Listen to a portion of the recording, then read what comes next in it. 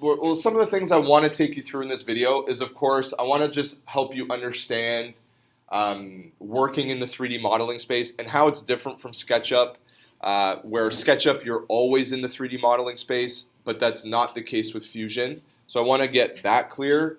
I want to talk about the menus at the top. I want to talk about the browser that you see on the left, and I also want to talk about the timeline that you'll see on the bottom. And we'll talk about as well how to navigate around your space, how to orbit, how to pan, how to zoom, and all that, which is all, it has the same icons as SketchUp, but it's some different different commands and whatnot, okay, than what SketchUp had. So we'll clear that all up, and then what I'll do is I'll just draw a very simple 3D object, and we'll look at how to say draw a simple rectangular prism, how to make 2 holes through it, and that'll be it for the video. Okay, so to start, the first thing I really want to talk about is the fact that you're not always in the 3D workspace when you're in Fusion 360, which is different from SketchUp. SketchUp, you are always in that 3D space, right? Right now, we are in the 3D workspace in Fusion. I know you can't really tell, but we are, okay? But where Fusion is different is you have to go into like a 2D workspace and create a 2D drawing in the 2D workspace. And then you come out of the 2D space into the 3D space, and that's where you make it 3D.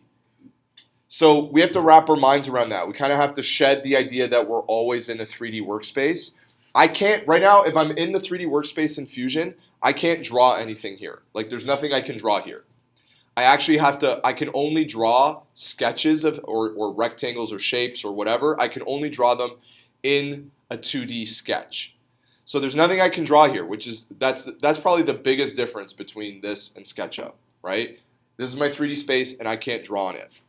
Okay, but we'll talk about how to start a 2D sketch a little bit later. I first want to just discuss some of the menus that are up here, okay? Also how to save a file, this browser on the side, and your timeline, which as we draw some different shapes, you'll see that things will happen in this timeline, and we'll discuss what that is. And then, of course, how to navigate around your screen, panning, zoom, and orbiting.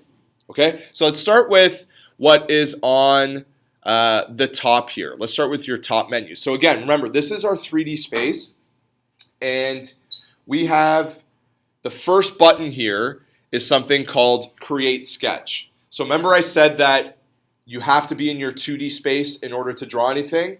Well, there it is, the first button, the button that we're going to use most often is how to start a 2D sketch. Okay, so we'll use that a little later. The next button, which is probably the second biggest button that you're going to use, is similar, or it's the exact same as the push-pull tool in SketchUp, except that we use the word extrude. Okay, we're using the word extrude, which is more of like a technical term than push-pull, right? Push-pull is just like, again, it's almost like a hobbyist term. But a more technical term of creating these 3D objects would be to extrude them. So that's the button there. And guess what letter it is on your keyboard? It's E. Okay, so that's nice. All right, but it's no longer P. I know you're going to be thinking in your head, it's like SketchUp, I need to push-pull this, you're going to hit P, because I know that's what I do a lot when I transition from SketchUp to Fusion. So we got to kind of get our minds out of that now. And then here's where a lot of the tools come in, where this is why this is a product design software, right? This is stuff that SketchUp, definitely does not have, and why SketchUp isn't great at product design. So it's got a whole bunch of tools here. If I hit the drop menu, first off, you can create components just like in SketchUp. So we will be creating components a little bit later on through our tutorials. We'll definitely be doing that. This is where you access the sculpt mode there, where you create a form, okay? And then you can kind of pull it any way that you want. But we're not going to use that just yet, although I will probably do a tutorial where I show you some basics of that. There's your extrude, but now look at all these tools here. You can revolve, okay? So you could draw a profile of this shape. This is the profile right here in blue. You could draw that profile and then use the revolve tool to revolve it around in a circular manner, okay? Which is pretty powerful. You can do something called a sweep. Okay, so you can draw a line, a circle, and well, that's actually not a line, it's called a spline. So you could draw a circle with a spline, and then you can have that circle follow that path that you drew with the spline. So you could have that circle follow it. So you can kind of, you can start to see how you can draw some pretty unique things in Fusion. Okay, you have what's called a loft tool, which is pretty neat. You can draw a shape on one plane, a shape on another plane, and actually use the loft tool to kind of blend the shapes together. Okay, so you see, usually you see shapes like this. Off the top of my head, like HVAC ducts might have a shape like that of some sort. Like off the top of my head, that's something where I think a loft tool would come in handy. You could create ribs to strengthen, let's say a very basic bracket like that. You can create ribs to strengthen that. And again, it's just a tool that you use. It's pretty easy. You can also create webbing. So if you have like a hollow shape, right, you can create webbing on the inside pretty easily as well, just using the web tool. Some of these other ones we're not really going to use. This one's pretty neat. You can create coils. So obviously, if you're designing springs of any sort, okay, maybe for vehicles you're doing like your shocks or your struts or whatnot, this is something you can definitely use, okay? And then, of course, piping as well. There's a good tool for that. But here's the two that I really want to talk about that we're going to use quite a bit. Is one called the pattern tool, where you can actually set up. So, for example, if I wanted to sketch some sort of circular object, let's say, that had like 6 bolt holes going around the circular object. The cool thing with Fusion is you only would have to draw that bolt hole once, and then you can create what's called a circular pattern, where you tell Fusion, I want, let's say, 6 holes, and I want the circle in which those holes will be existing on. I want that diameter of that circle to be, I don't know, let's say 4 inches, and it'll just finish your pattern for you, right? So you don't have to draw those circles, in each different position. It'll actually just finish the pattern, and it'll use math to do that, okay? So, and you could do rectangle. We're going to use the rectangular pattern, especially when we do our hinge tutorial, but also the you can see the circular pattern there, okay? So all you would have to do is draw one circle, and it'll complete the rest for you by using this tool. And then there's something really good, is something called the mirror tool. And actually, we'll use this today. I may as well show you how to use this one today. The mirror tool, remember when you did your houses doing SketchUp and you had to do windows on both sides of those like really basic houses, right? And wouldn't it have been nice if you could draw one window, right?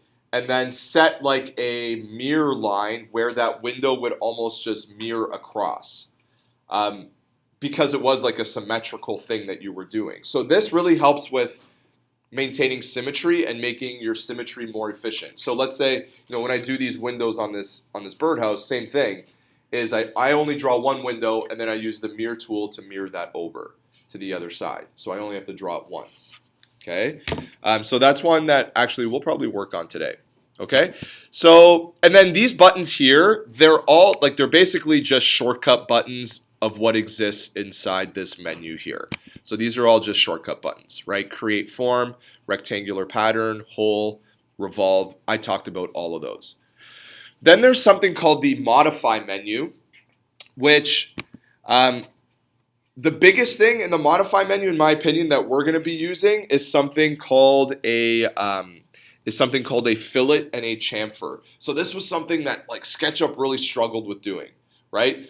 If you wanted to round an edge or a corner in SketchUp, it was kind of a pain, right? Like you have to draw an arc, you have to like pull that arc, and then always like coming around the corner always gets tricky. You could use the follow me tool, and that one kind of did it half decent, that tool. But with Fusion, it's just so easy. Because anytime you're designing a product, you never want really sharp edges. Like if I were to 3D print just a cube, right? What I would most likely do is I would put what's called a fillet on all my edges just to round it a little bit. It might be a fillet with a radius of like, I don't know, 0.1 of an inch, right? But just something with some sort of little tiny rounded edge so that it's not just completely pointy. And with this tool, it's a piece of cake. And for some of the tools that do have keyboard shortcuts, there is the keyboard shortcut there. So fillet, which is rounding your edges, is just F on your keyboard. So that does have a keyboard shortcut. But then there's also something called a chamfer, and this also takes away sharp edges. A chamfer is like a fillet, except it's not rounded. It actually just kind of angles off your edges so that they're not sharp. So it angles them off. Okay, so that's a fillet, and that's something else that designers often use. Sorry, that's a chamfer. That's something else designers often use on their edges. Okay, but mostly fillets, but then sometimes chamfers. Okay, and then some other things that we can do. You can do something called a shell. So you can see you can go from a solid body to shelling the inside of a body really easily, and that's using your shell command. You can still scale just like you did with SketchUp. You can also do something called combine, which is really neat. So you could take two bodies and actually turn them into one body. So we do use that a little bit. We are going to use something called a split body. I'm not going to get into it too much because that requires a whole different explanation. But we will be using something called a split body in one of our tutorials, so you will see how to use that. And then, of course, like you can move objects, you could delete them, and you have just like in SketchUp, you can apply a material in Fusion as well. Okay, so you can apply a material. And the nice thing about Fusion is after you design something, you can do something called rendering it. So within the software, you could turn it into, once you've designed it and you've put a material on it, it kind of looks cartoony, right? It doesn't look like it's like very professional looking, I guess. But you can do something called rendering where it has a separate section in the software where you can make the image look more realistic you can make your model look more realistic. Okay, so that's something that we can talk about a little bit later, maybe with some of our other tutorials. Maybe like as you finish, one of your tutorials, I'll take you through and we'll show you how to render that image as well. Okay, and if I go up here, and actually it's in here, it's in this menu. So right now we're in the design menu. Okay, that's the rendering menu. Okay, so where you can take a cartoonish looking design that you created and just make it look a little more polished, a little more professional. Okay, you could do animation simulations. We're not going to talk too much about, but simulations are super cool. Like if you go into engineering, you're probably going to run a lot of simulations. What simulations do is it will show the user the weaknesses in their design. Okay, it'll show you the weaknesses in their design, where your part that you designed, where it might fail, where it's the weakest. Okay, so you can see there, you have like someone's design on the left, and on the right, it might show, you might be running a simulation, seeing like how much force can this object, I guess, take on, and it'll turn different colors, showing you some weaknesses in your design and some real strengths in your design.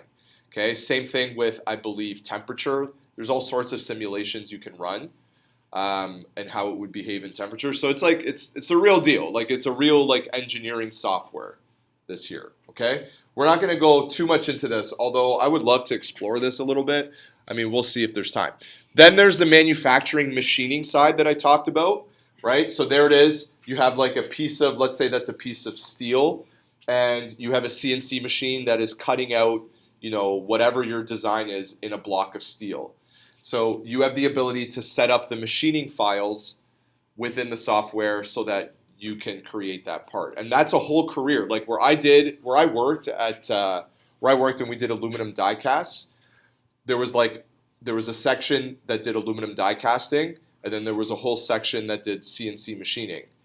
So they would take that aluminum part, they would put the aluminum part in the machine, and there would be an operator that would set up the machining file, right? So there's people that actually operate, and you go to school for this, right?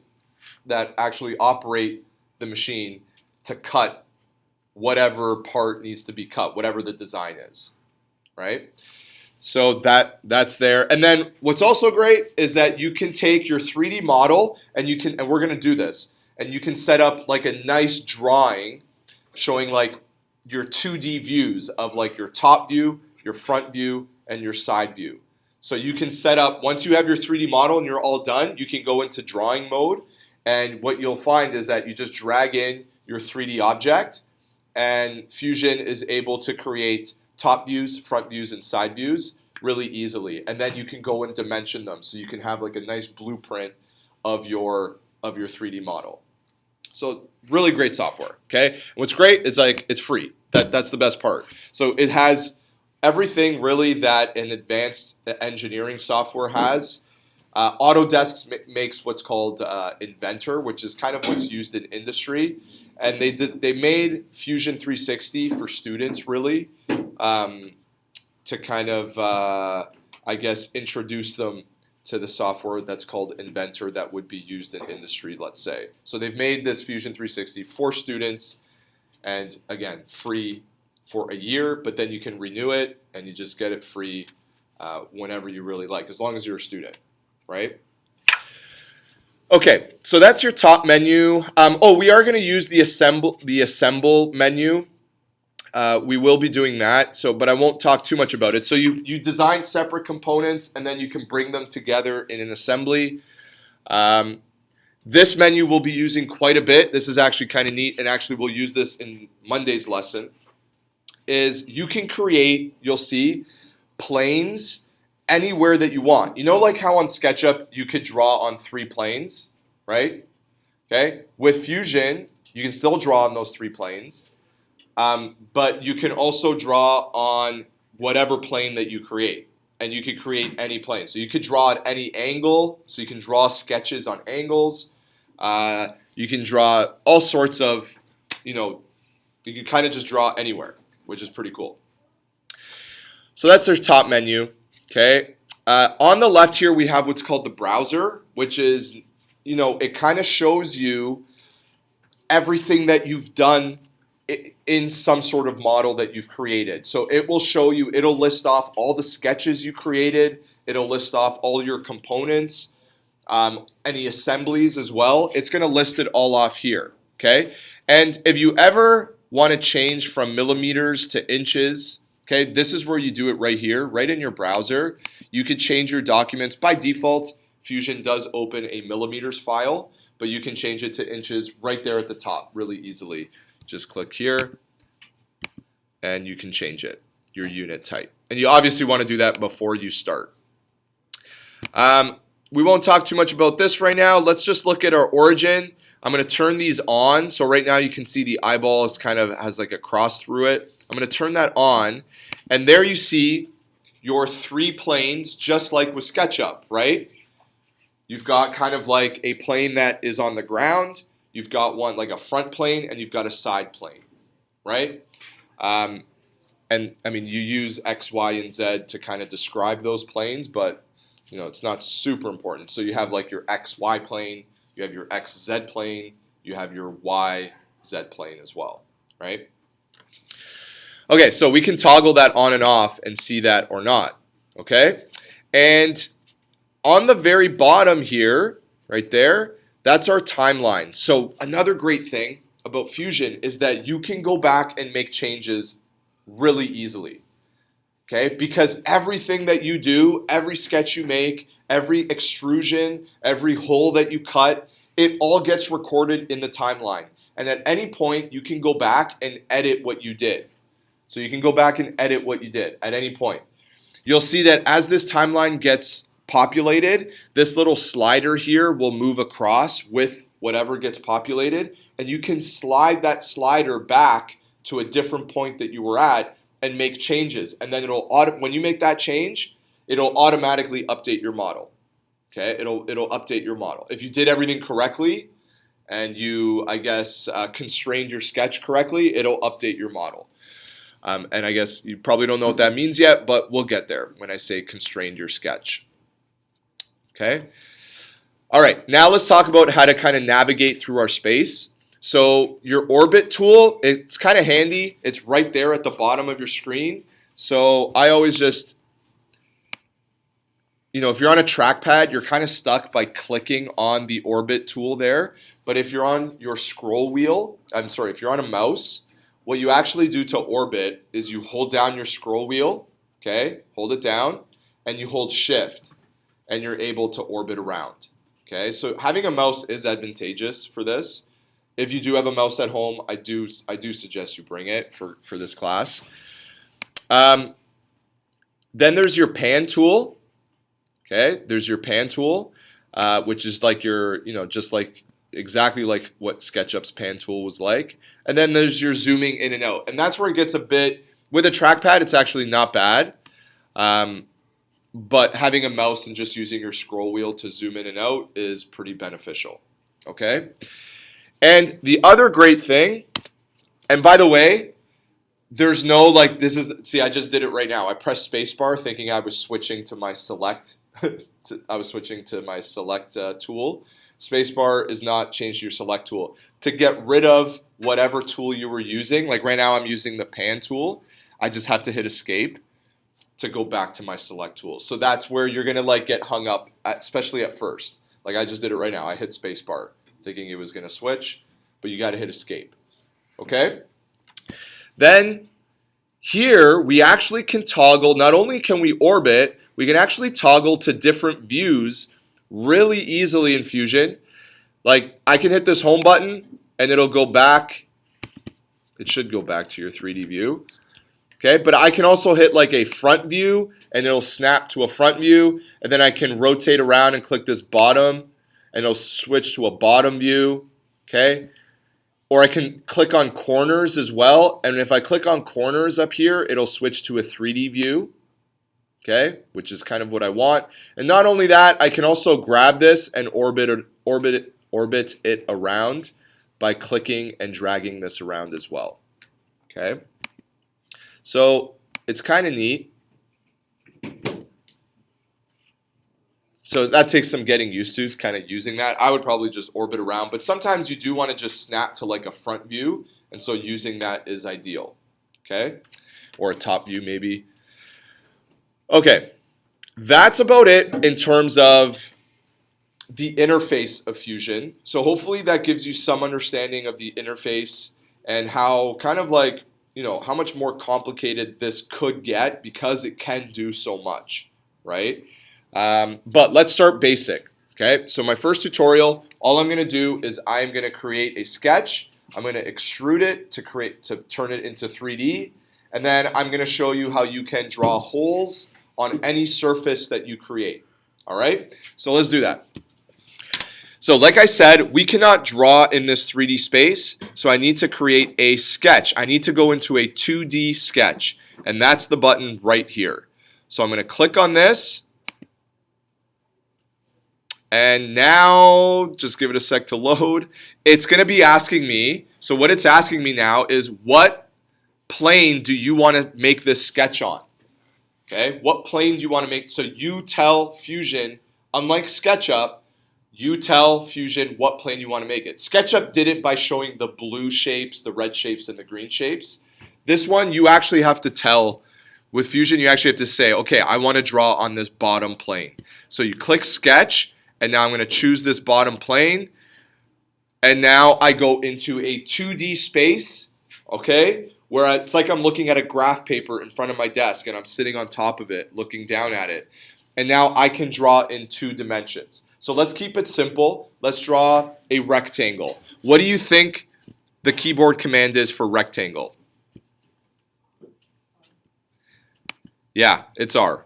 Okay, so let's keep that simple. Let's go R. And now you do not, some of you might look at this. It's like little things like this that help you understand. You do not have to start drawing right at the point of origin there. You don't have to do that.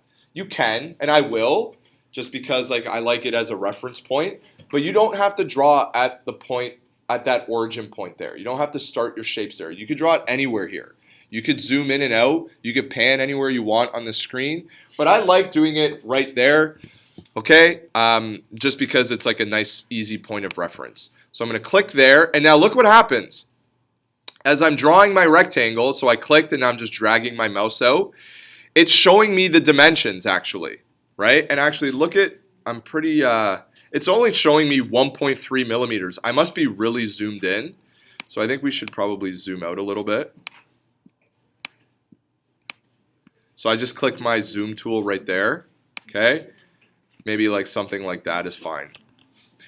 And to go back, once I've zoomed, okay, to go back to my rectangle, I just hit escape and it automatically went back to me drawing my rectangle. Okay, so now I'm just going to click anywhere to stop this rectangle right there. Looks good to me. Okay, so it doesn't matter what the dimension, you don't have to put the dimensions in right away, although you could. You could. Like if I did this, let me just undo. If I drew my rectangle, I could start typing the dimensions right there, right? I can say like, oh, I want this rectangle to be that big, then hit tab, and I can change that. Or you can just draw your rectangle whatever size and then fix it later. So I'm gonna do that. So I'm just gonna like draw it whatever size right now, okay? And then what I do to actually show the size of that rectangle is I'm gonna use what's called the dimension tool. And it's D on your keyboard. Okay, which is nice and easy. So I'm going to hit D, and I'm now going to tell Fusion I want this line. So I click on it and drag my mouse up. I want that line to be 150 millimeters, and I want this line to be, yeah, let's go with 50. So you can adjust it after. Look what happened there. Look what happened. I want to show you what happened. Look. This is important, and you really want to listen to this. Is I went from having my rectangle is actually blue.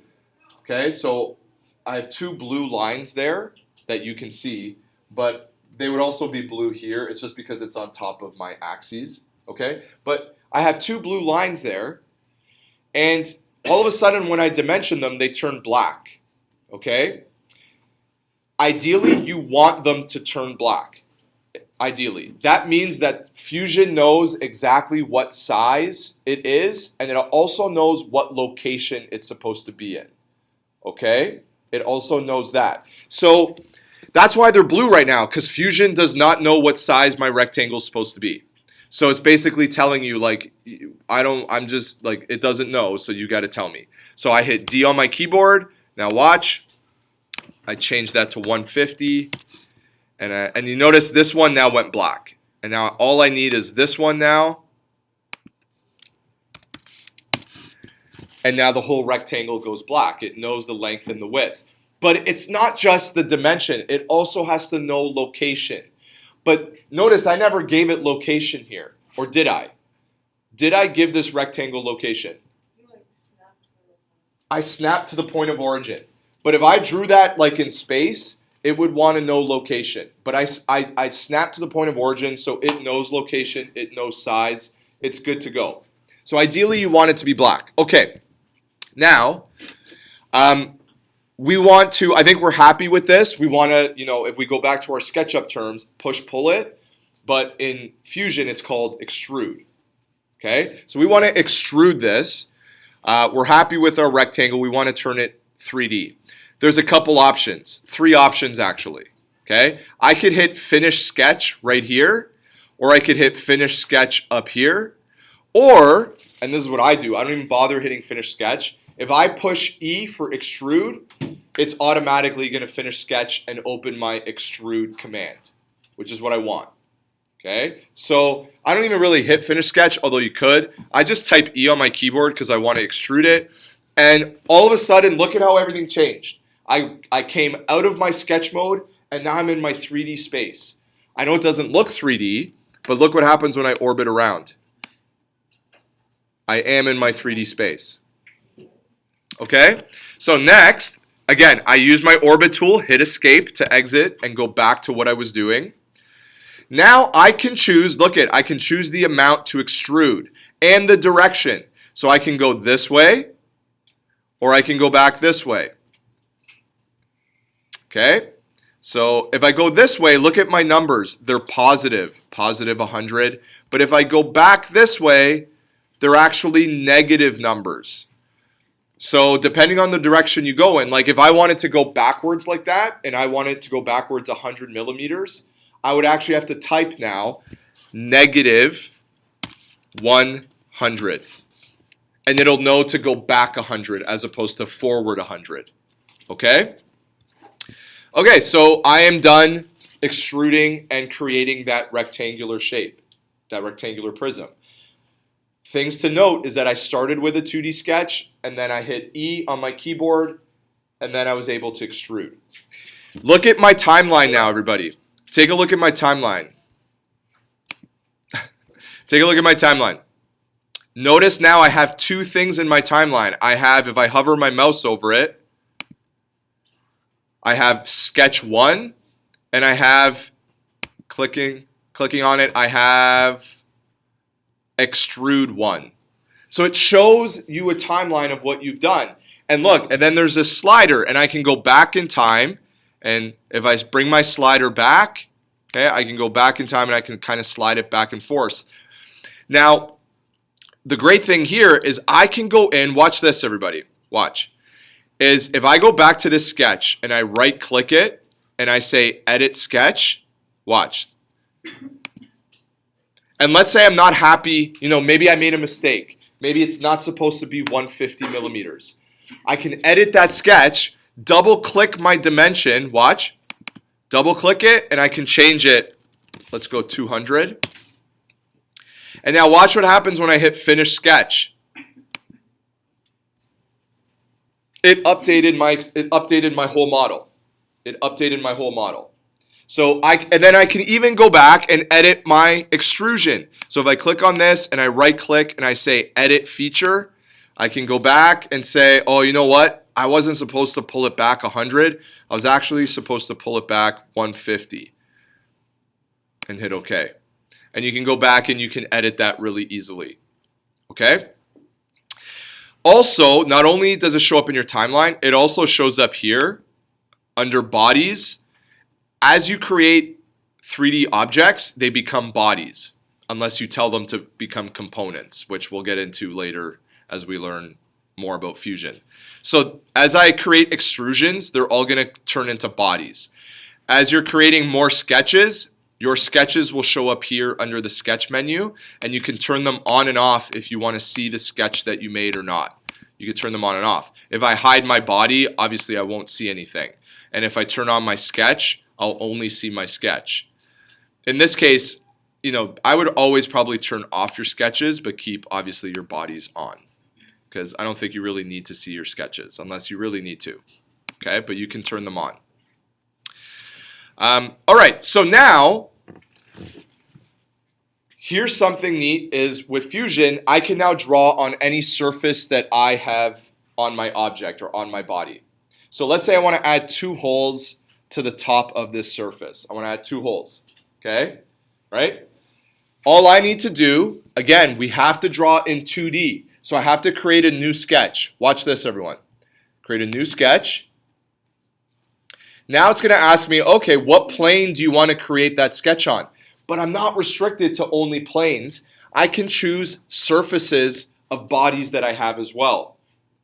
So I can choose not only these 3 planes, but I can also choose any one of these surfaces too. So I want the holes to be up here, so I'm going to draw on top of this surface. And now it's going to open a 2D kind of version of that, like a top view of that surface for me. Okay? And now I'm going to draw my circles. What do you think the keyboard shortcut is for circle? C, which is nice. Okay, so I hit C on my keyboard, but the button's also up here. And I'm going to just draw my circle in a random spot right now. And I will give it a size. Let's call it, this is diameter, because it says specified diameter. I'll do, sure, no, maybe not 50. Let's go 25 millimeter diameter. And hit enter. Now, why do you think my circle is blue? You didn't give it a position. I did not give it a position. It doesn't know where it's supposed to be. It's just a circle right now, somewhere. It does know the size of the circle, but it's still blue because it doesn't know the position. So I need to tell Fusion where to place this circle and like lock it into that spot. We want to lock it in, okay? Because I can right now, I can move this around. I shouldn't be able to move this circle around. If it's locked into position, it will not move around. So let's do that. I'm going to hit dimension on my keyboard. and say that my circle, I'm going to click on the center of my circle, drag up and click on this edge and say, oh, that didn't work. Undo. There. And say that that dimension from the center of the circle to here should be, I'm going to say 25 millimeters. No. Just double click it to edit it. Let's go with 100. Sure. Okay, so that's where that circle is going to be. But it's still blue. Why is it still blue? Because it knows how far from this edge it is, but how about how far from this edge it's supposed to be, right? Look it, if I hit escape and I try to move my circle around, watch what happens. I can't move it up or down. I'm trying to move it up or down, but I can still move it side to side, which means that it's not fully in position. So I'm going to hit D again on my keyboard, and I'm going to say the center of the circle to this edge. I don't know why that keeps happening.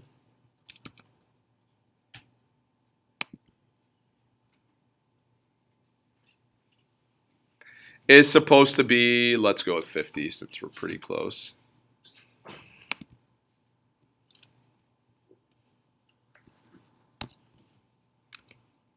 Come on.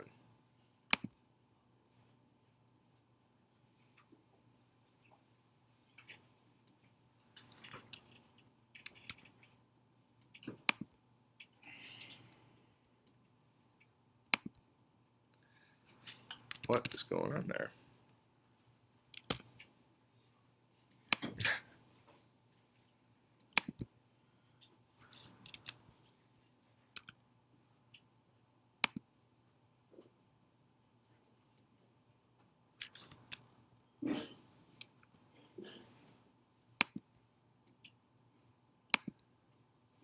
I don't know why it is not selecting that edge.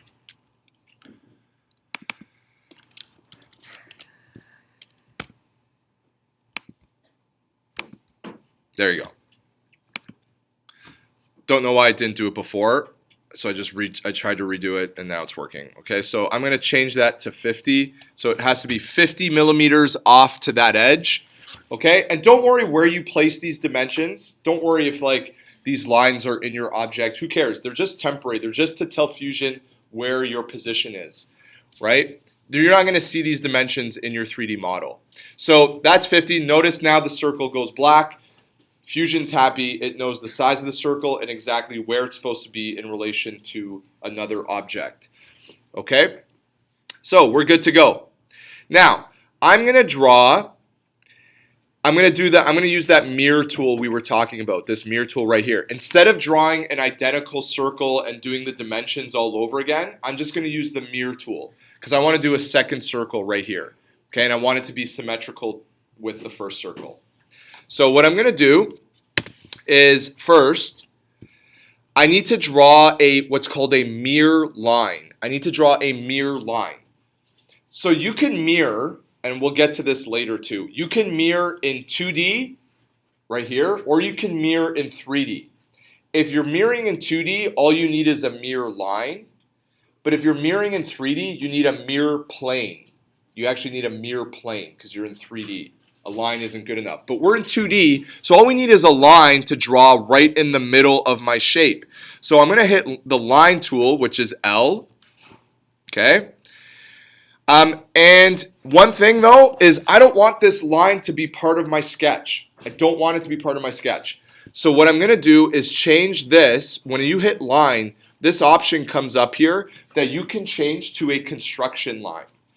A construction line, it's like your tape measure line in SketchUp. It doesn't show up as part of your model. So I'm going to hit line and then go construction. And now find the midpoint.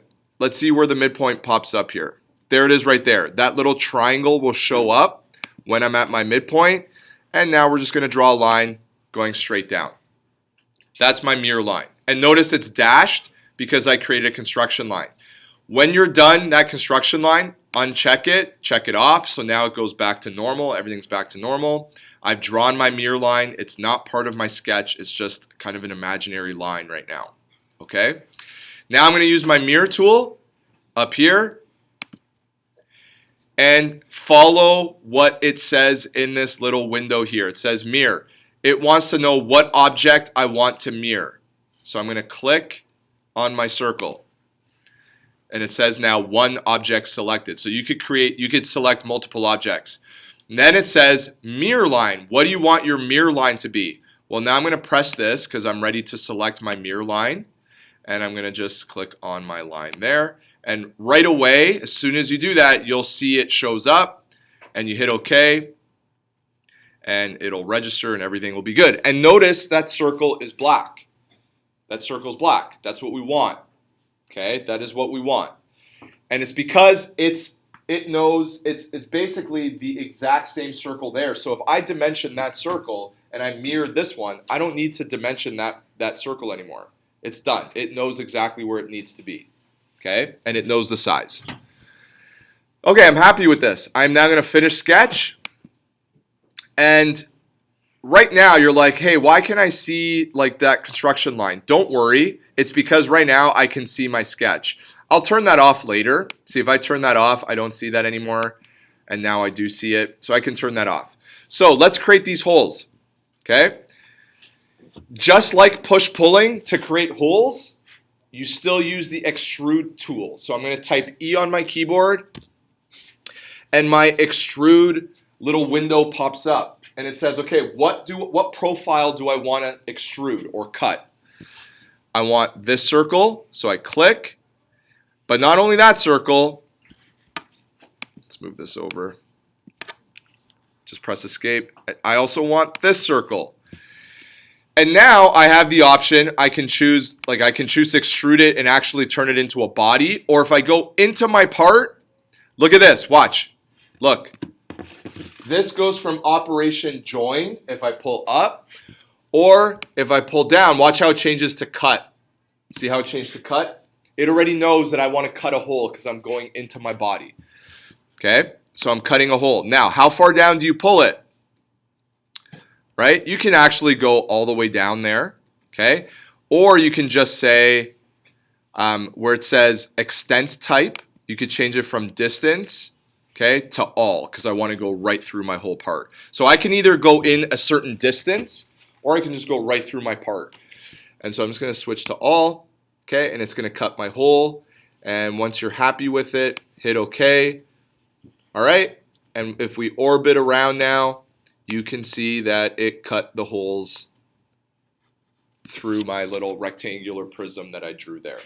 Okay, so this is an introductory video. You're going to have to watch this again because you do need to do this. All right. But here's my expectation is that you listen to this. You probably pick up on about 25% of what I said.